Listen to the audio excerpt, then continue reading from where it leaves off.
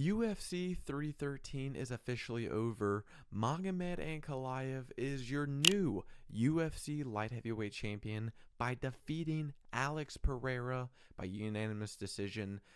This card was pretty good. UFC 313 was actually really good. The Mauricio Rufy fight was great. Jalen Turner fight was fun. Justin Gaethje Fiziev was very fun. This was a fun card. But the main event was super disappointing. First off, Magomed Ankalaev holding Alex Pereira against the fence the entire time. Gotta love it.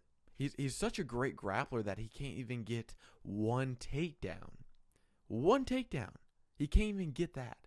Alex Pereira looked absolutely terrible. I did give this fight to Magomed Ankalaev, but the scorecards were still all over the place. I seriously don't know how Saudi Amato has a job when he is giving 4 rounds to Magomed Ankalaev.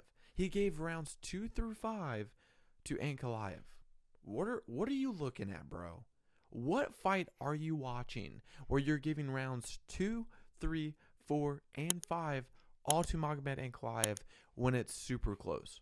This fight was terrible. Alex Pereira threw no strikes to the head. It seemed like he was scared to throw. Like, if we're going to be serious, Alex Pereira is fighting a southpaw fighter. I get it. He's fighting someone who's a wrestler. I get it. He's being cautious. He's very defensive. He doesn't want to throw anything too much, and he's getting put on his back. I get it. But, bro, Magomed Ankalaev's wrestling is not that great. He was 0 for 12 on takedowns, and when he did clinch up, he did nothing with it. He didn't throw elbows, spinning back fists, knees, none of that. He didn't do any of that. He just holds you against the fence. So why are we not striking more? After the 3rd round, Alex Pereira should have thought to himself, okay, this is a close fight. I'm probably losing. Let's, push the fight. Let's be offensive. Let's not be on our back foot. I don't know why Alex Pereira was being so cautious and hesitant to throw anything. The majority of his strikes landed. 63% of his strikes landed was to the legs. Bro, you're not Jan Blachowicz. You're not going to do what Jan Blachowicz did to Magomed Ankalaev. You got to piece him up. This was what was weird for me. This is my thing. Khalil Roundtree is a southpaw fighter. And in the first 2 rounds, Alex Pereira, he had a tough time. And I get it.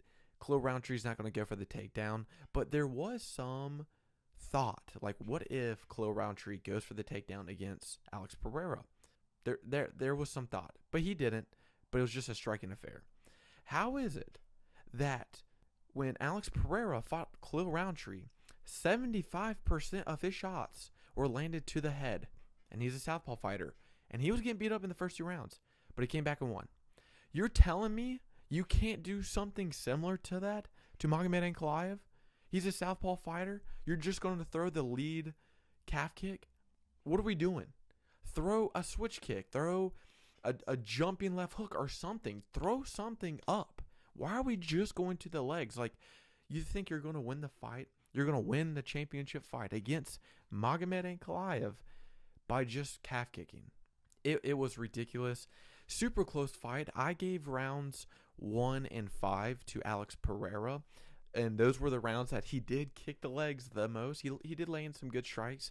In the second round, Magomed Ankalaev stuns Alex Pereira. And it looked like that was potentially it. It was super close. If the round did not end, and if Magomed Ankalaev didn't clinch up with Alex Pereira in the second round, that could have been over for Alex Pereira. It looked like his chin was going out. Round 3 was super close. You could give it to Alex Pereira, but I feel like in that round, there was just a little bit more strikes landed from Magomed Ankalaev that looked cleaner, that had a little bit more pop to them. Round 4 was pretty good. Magomed Ankalaev pretty much just clinched up the entire time in the round. And then in the 5th round, Alex Pereira actually started striking a little bit more. He looked a little bit better. He landed a good jab against Magomed Ankalaev. And that was the thing. When Alex Pereira landed, when he was being offensive and pushing Magomed Ankalaev back, he was winning the fight. But every time he was stepping back or he was moving left to right, he was losing the fight. And that was the thing I didn't get. Like, Magomed Ankalaev isn't this like insane striker. Okay, first off, here's another thing that pissed me off. Everybody who there's somebody out there who's watching this video knows exactly who I'm talking about. David, okay? This is what irritates me. We're watching this fight and we're thinking to ourselves, okay, yep, this is what Magomed Ankalaev does. This is the number one contender. I told you he was going to beat Alex Pereira. Oh, he solved the puzzle. He was the one that knew how to beat Alex Pereira. First off, this fight wasn't like, oh my God, Magomed Ankalaev, he stopped Alex Pereira's leg kicks and then he beat him up on the feet and oh my God, he just couldn't do nothing. No, this fight was so close, you could have gave it to Alex Pereira. This doesn't mean, oh my God, Magomed Ankalaev is the answer in the UFC light heavyweight division. Oh my God, he's the one that figured out Alex Pereira. No. This was just a super close fight. Alex Pereira was not offensive enough and barely lost. He lost, but he barely lost. This wasn't like an Israel Adesanya Alex Pereira first fight where Alex Pereira is clearly losing the fight and then he comes back and knocks him out in the 5th round, right? This wasn't like Magomed Ankalaev is clearly dominating Alex Pereira. Like, oh my God, Alex Pereira has got to do something. Like, no, even going into the 5th round, it was like, it could be 2-2. It could be, 3-1. We don't really know. A super close fight, but Alex Pereira should do something. That was what was going on. It wasn't where it was so one-sided where we're like, oh my God, Alex Pereira got figured out. Magomed Ankalaev, this Dagestani wrestler that everybody's talking about, yep, he grapples really good. He's got the best striking in the division. You gotta watch out for Magomed Ankalaev. I just love how Magomed Ankalaev won this fight. Nobody who watches and actually enjoys the UFC wanted this to happen. And it's not just because, oh, you like Alex Pereira, right? It's not just because I like Alex Pereira. But no, there's no fun fights with Magomed Ankalaev. He's not going to take fights on short notice.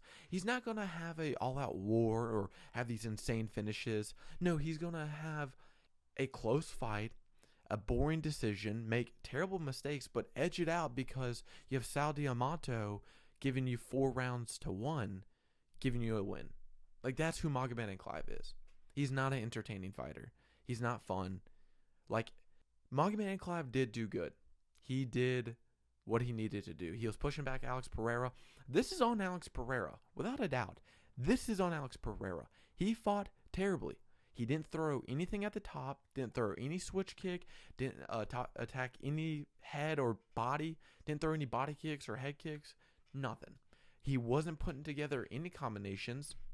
He was hesitant the entire time. Every time it looked like Alex Pereira would go back and watch the 2nd and 3rd round. Alex Pereira is like closing his fist. You're like, okay, he's about to throw the right hand. And the moment he's about to go, he's like hesitant. He fucking moves. Oh, he's moving. Switch stance. Let's circle left. Oh, let's circle right. Oh, about to throw the right hand. Oh, let's circle again. Like, this was all on Alex Pereira. He was hesitant. He didn't throw anything. Don't know why he didn't, but it was disappointing. They'll probably run the rematch, I imagine.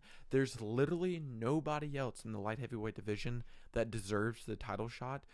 Maybe Yusuke Yuri or Khalil Roundtree, or maybe like, I don't know, Jamal Hill. We get another one, number one contender. But I mean, maybe you go Yuri. He beat Jamal Hill. Let's go see Magomed Ankalaev versus Yuri, and then we run the rematch between Magomed Ankalaev and Alex Pereira. But, I mean, this was just a disappointing main event. Disappointing.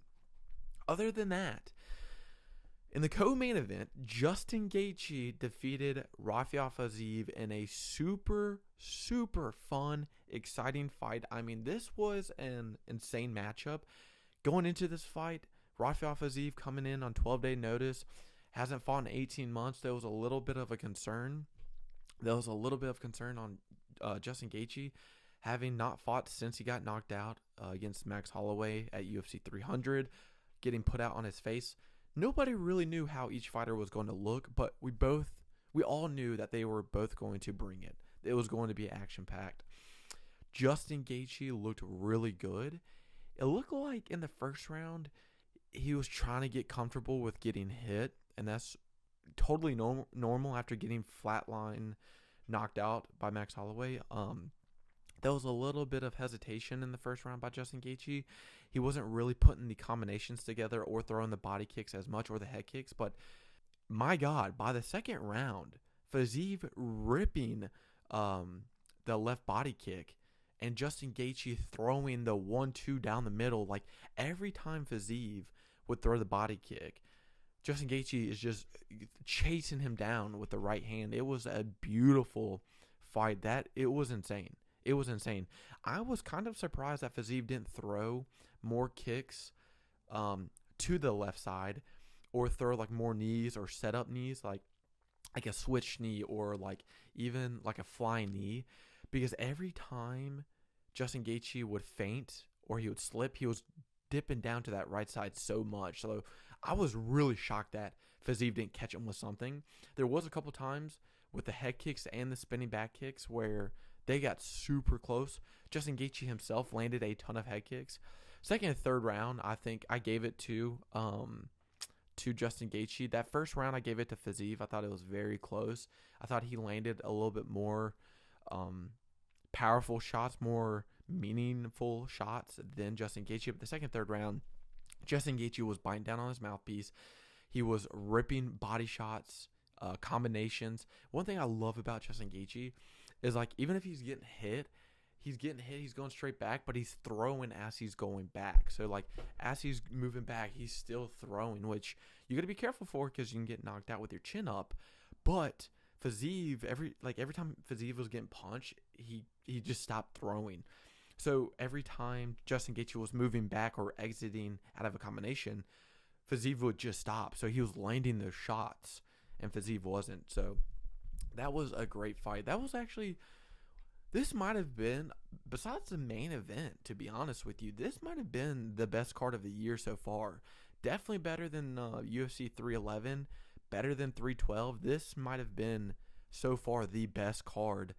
The main event kind of was a stunker, but you know what?